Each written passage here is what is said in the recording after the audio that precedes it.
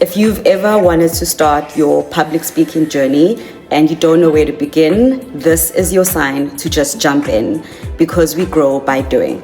This is the start of finding my voice, my Toastmasters journey.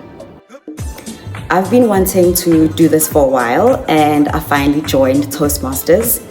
I'll be sharing my speeches here, not because I think they're perfect, but I want to use this platform to track my progress, to reflect out loud, and to possibly even encourage someone else who is thinking of starting a similar journey.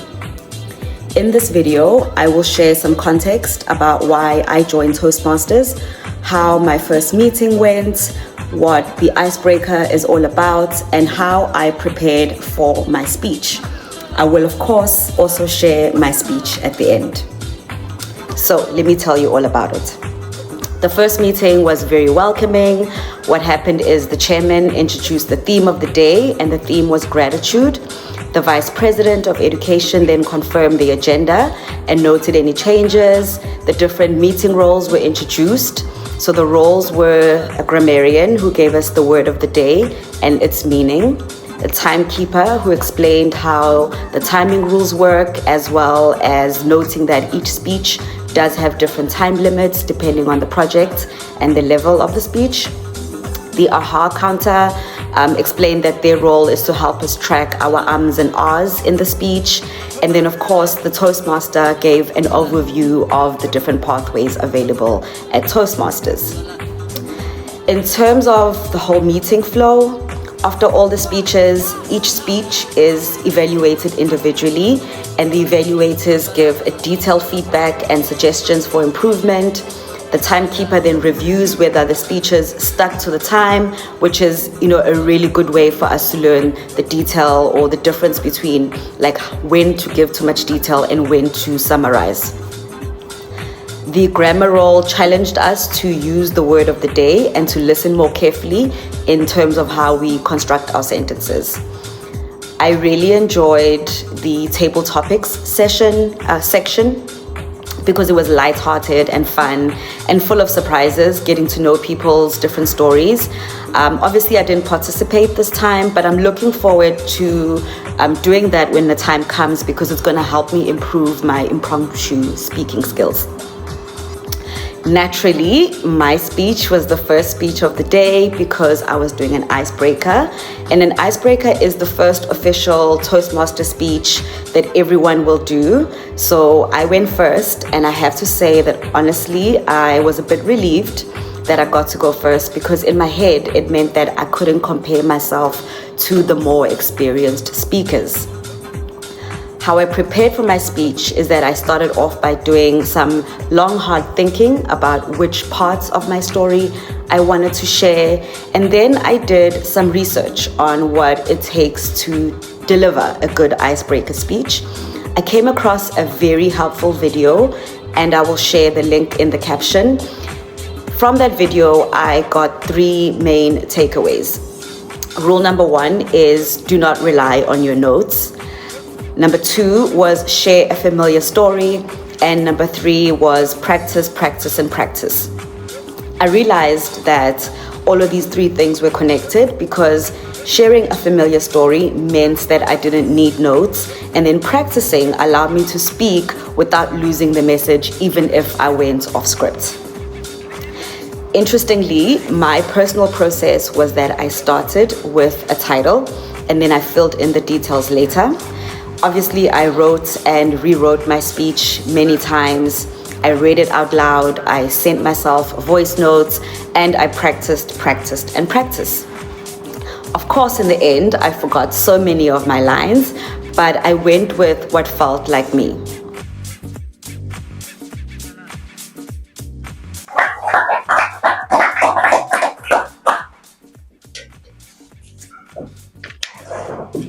Hope I won't need those.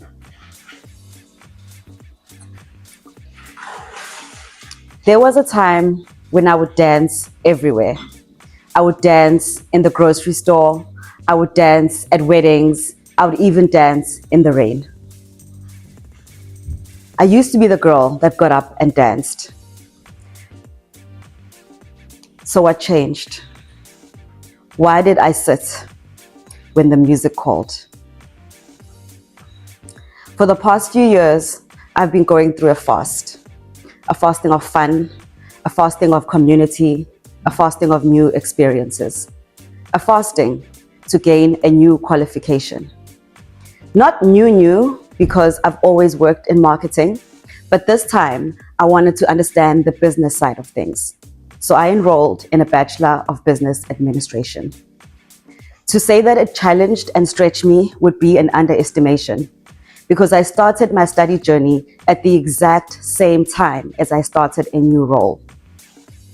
Studying as an adult is already hard. It's hard when you are a solo parent.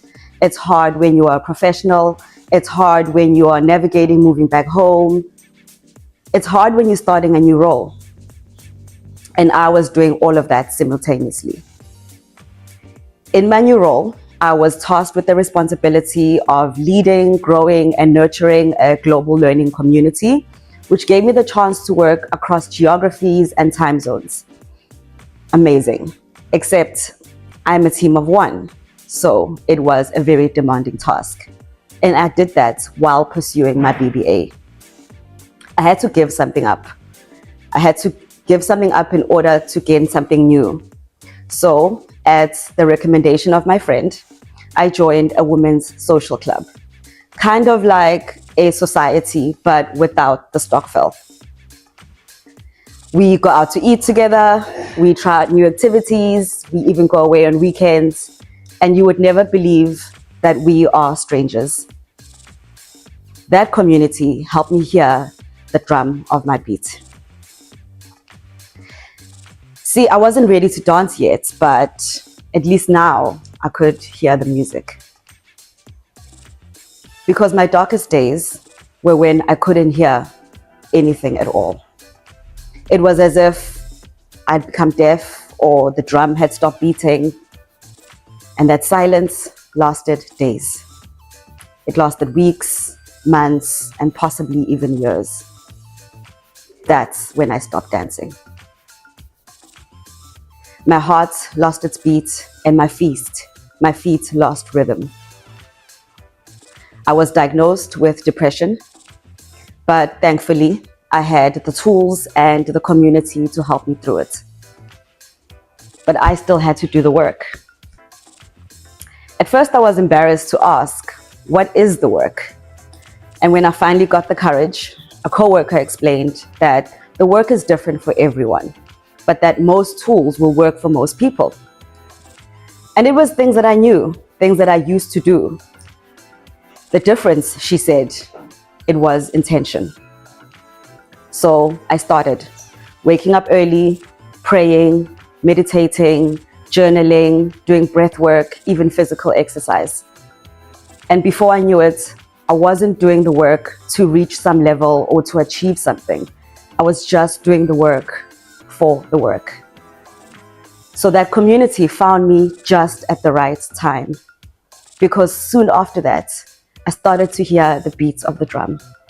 My fingers started strumming, my feet started tapping. I wrote my last exam in June, and when I tell you that life has been different, there's a hum in the breeze, there's a clap in the trees, and I'm finally dancing again. I learned that confidence doesn't come from theory, it comes from action. And this time, when I dance, it's not just dancing, I'm intentionally coming back to self. Thank you. What I enjoyed about the icebreaker speech is that there's no formula for it. There's no perfect way to do it. It's really about just being honest and showing up as you are. So even when I did forget my lines, I could keep going because I was telling my own truth. In terms of the feedback, the main thing I took away was that I need to incorporate more movements and whole body expression into my delivery, and I'm really excited to work on that for my next speech. Other than that, that was my speech 1 done. Was I nervous? Yes. Am I proud? most definitely. So I will be back to share more speeches and more reflections and more lessons as I continue my Toastmasters journey. I am Silondile Jali, and this is me finding my voice and learning how to use it fully.